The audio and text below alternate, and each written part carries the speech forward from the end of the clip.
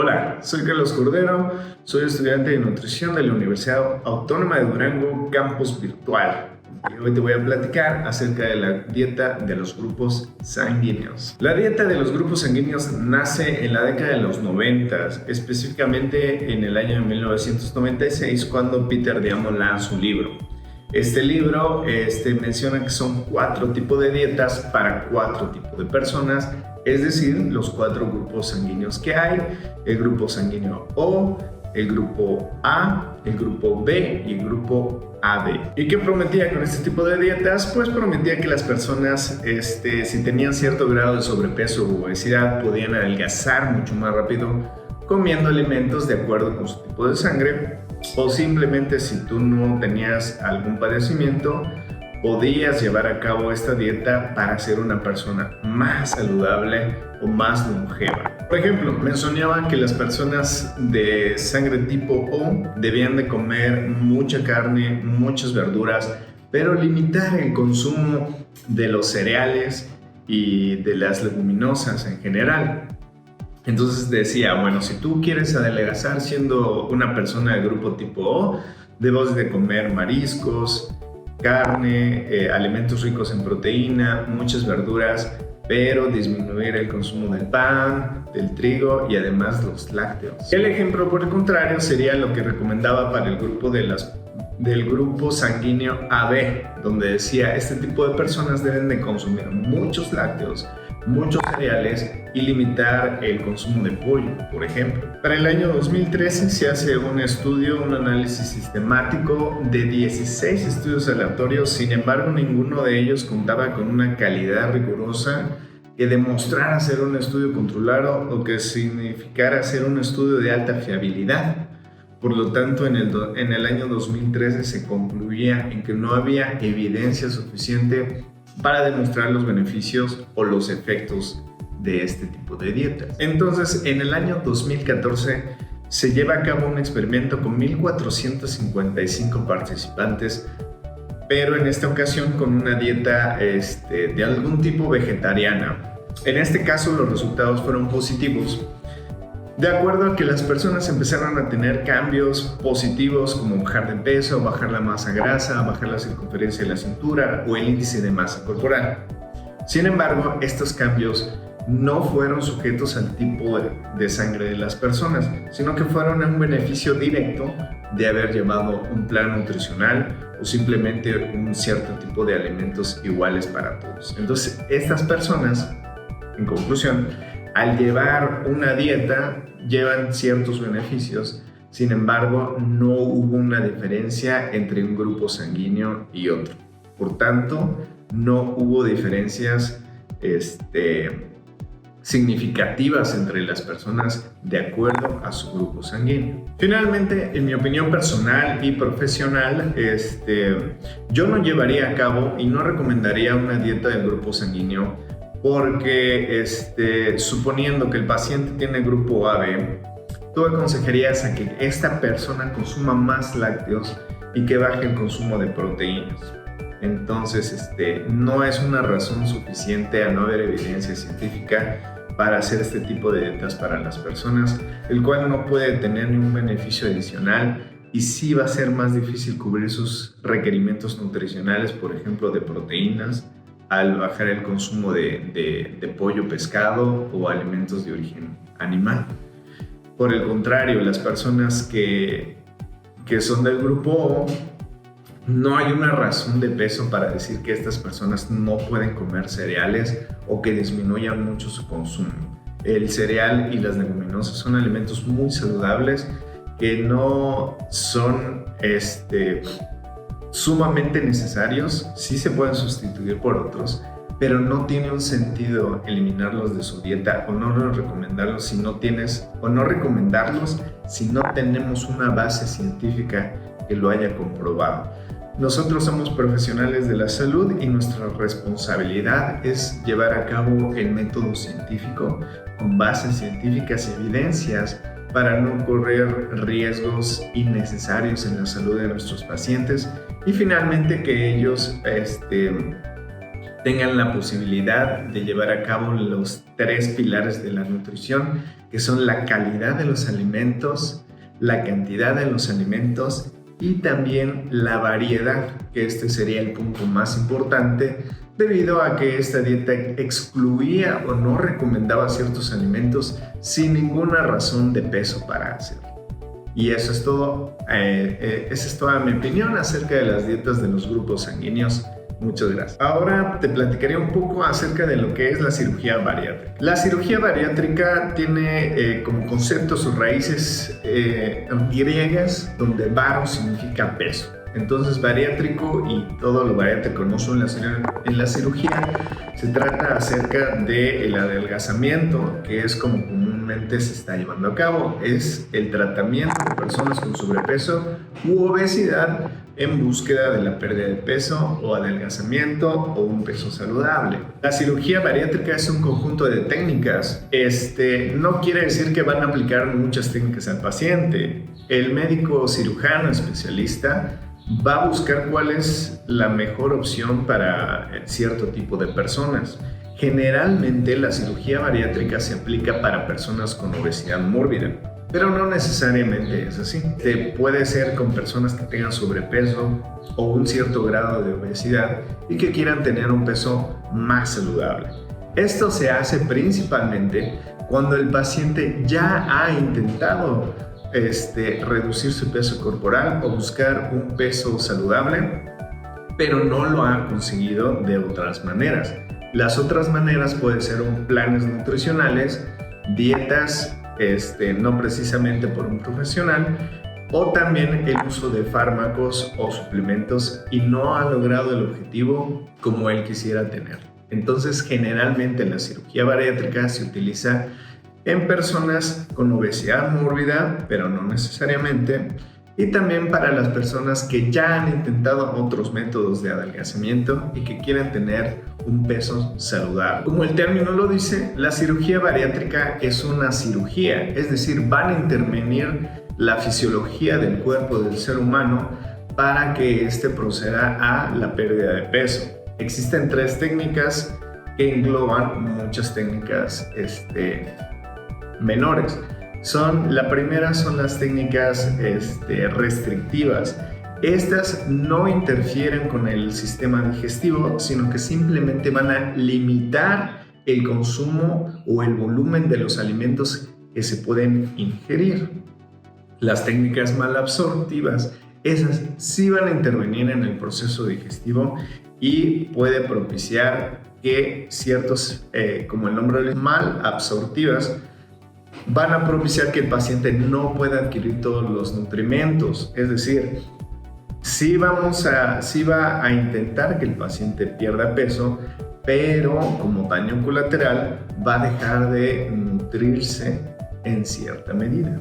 Y finalmente son las técnicas mixtas. Estas técnicas mixtas son una combinación de una técnica restrictiva con una malabsortiva. Una de ellas muy famosa, que seguramente has escuchado, es el bypass gástrico. Dentro de las técnicas restrictivas, una de las más famosas es la manga gástrica. Este procedimiento se trata de reducir el volumen del estómago. ¿Cómo lo hacen? Pues cortando literalmente con unas grapas.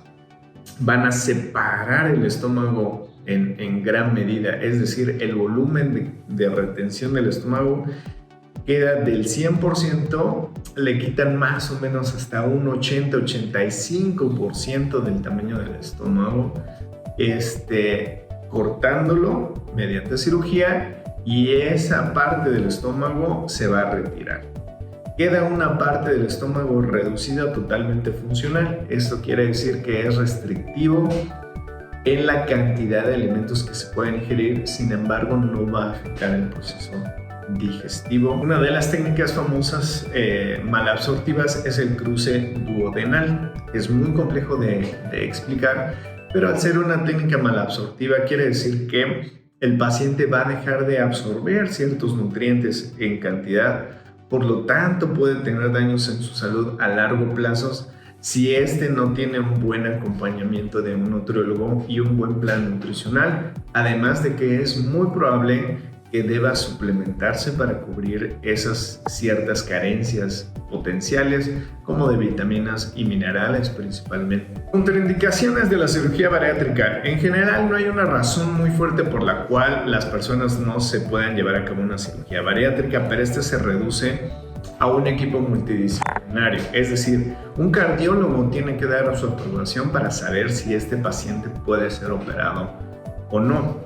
Además, un psicólogo o psiquiátrica también tiene que hacer una valoración para descartar alguna patología, porque si un paciente sufre de bulimia o anorexia y tiene alguno de los síntomas que es el vómito, producirse el vómito, entonces podría ser algo muy peligroso para el paciente. Otra de las contraindicaciones puede ser el alcoholismo o el consumo de drogas. Entonces, en general, las contraindicaciones son si el paciente es adicto a algún cierto tipo de droga, si padece alcoholismo o tiene alguna patología psicológica, aunado a una evaluación de salud en general. Debido a la gran eficacia que tiene este tipo de cirugías, los riesgos se han disminuido mucho.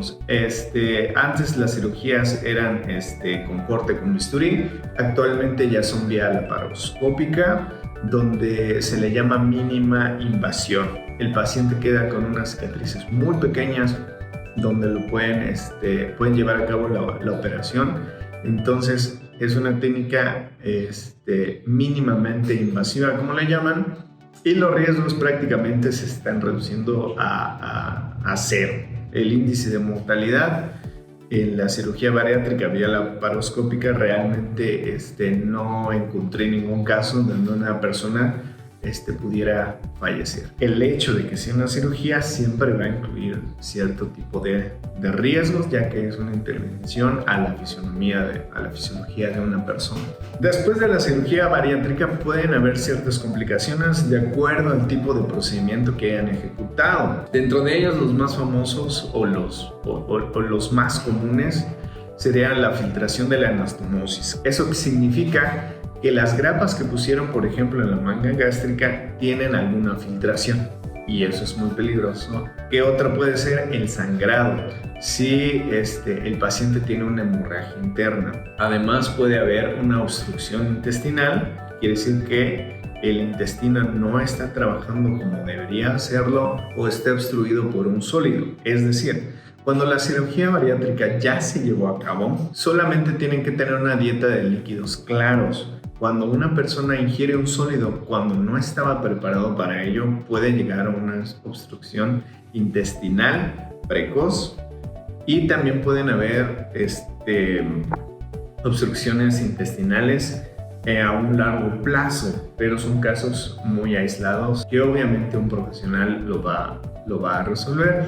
Y finalmente, como son pacientes que han sufrido obesidad mórbida y se encuentran en una gran pérdida de peso, también hay un aumento en la probabilidad de fenómenos tromboembólicos, es decir, si el índice de mortalidad o su riesgo de mortalidad se ve incrementado.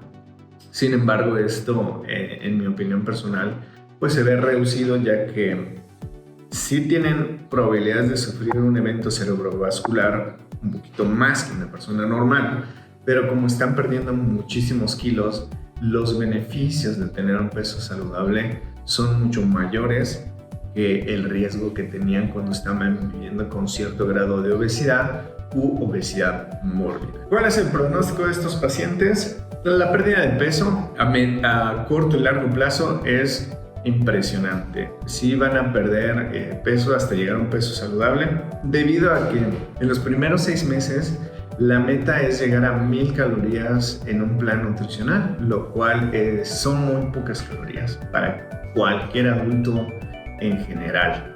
Entonces, a corto y mediano plazo, el pronóstico es totalmente favorable, a menos que haya alguna complicación. A largo plazo, aquí sí ya depende muchísimo del paciente principalmente. Si el paciente sigue acudiendo con el nutriólogo y el apoyo psicológico, es muy probable que en conjunto con él pueda llevar a cabo una vida con hábitos más saludables. Sin embargo, cuando el paciente ya no llega a sus consultas con un nutriólogo, ya no atiende con el psicólogo y además vuelve a sus hábitos dañinos del pasado, pues sí existirá una reganancia de peso a largo plazo. Es decir, el estómago volverá a tener una elasticidad, en el caso de una manga gástrica, volverá a tener una elasticidad y sí existirá una reganancia de peso en donde el paciente puede ganar varios kilitos o incluso tener más peso del que tuvo la primera vez. Todo esto depende de los hábitos de la persona. Cuando una persona modifica su estilo de vida y sus hábitos, los cambios van a ser para siempre. Sin embargo, cuando una persona recae en sus hábitos del pasado, pues ya sea un plan nutricional o cualquier procedimiento bariátrico, va a tener cierta caducidad, va a llegar a un punto de inflexión y la reganancia de peso sí puede ocurrir. La conclusión de la cirugía bariátrica es que personalmente yo opino que es un gran procedimiento de mucha ayuda para los pacientes, especialmente los que tienen obesidad mórbida y los que no han podido bajar de peso por otros métodos.